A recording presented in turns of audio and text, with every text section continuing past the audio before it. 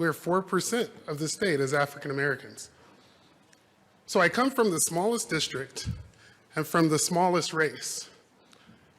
It seems to me that to find someone that's going to be on death row, it would be like finding a needle in a haystack to find them from my race and from my district.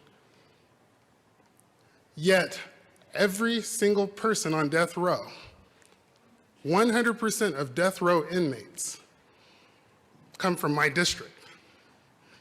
They're African American, they're males, my age.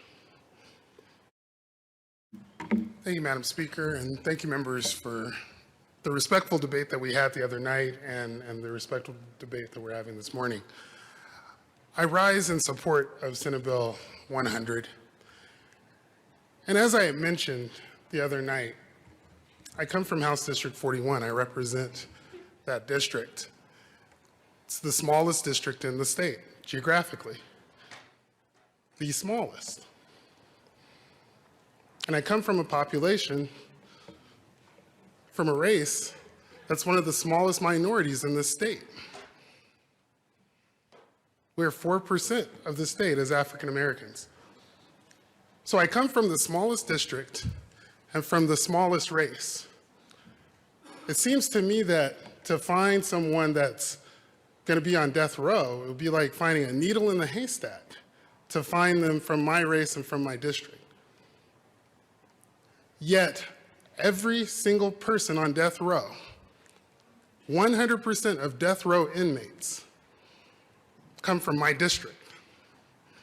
They're African American, they're males, my age. That is not justice. That is not equitable. That is one of the last remnants of Jim Crow, if there is a remnant of Jim Crow in Colorado.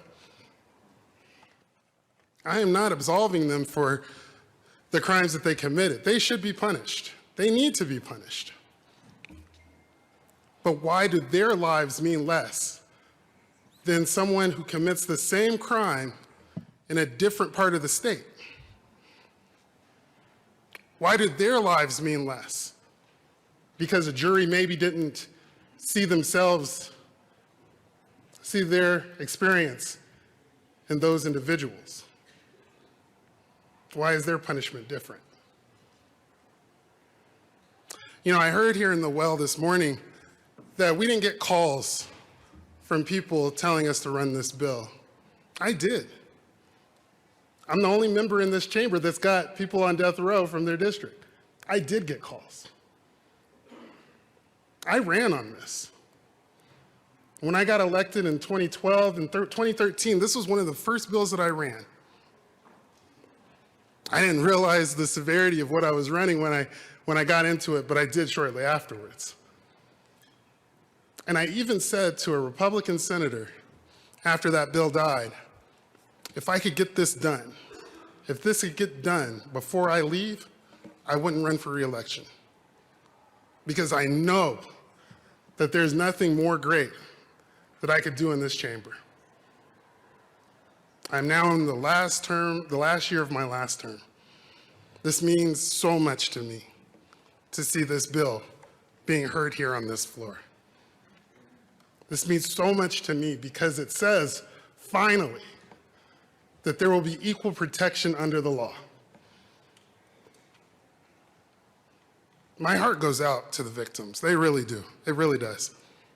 Rhonda Fields is a good friend of mine. I ran her first House race. I was her campaign manager. And I know what her family's been through.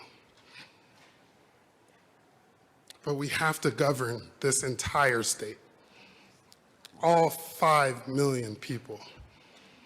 And if there's a chance that there is inequality or injustice that happens, that we could get it wrong, which we have gotten it wrong before, then we need to change that. It is our responsibility to lead. Members, please, I ask for an aye vote. And I ask for an aye vote because I've waited to see this done for 8 years. I thank you for allowing us to hear this. And again, I thank you for listening.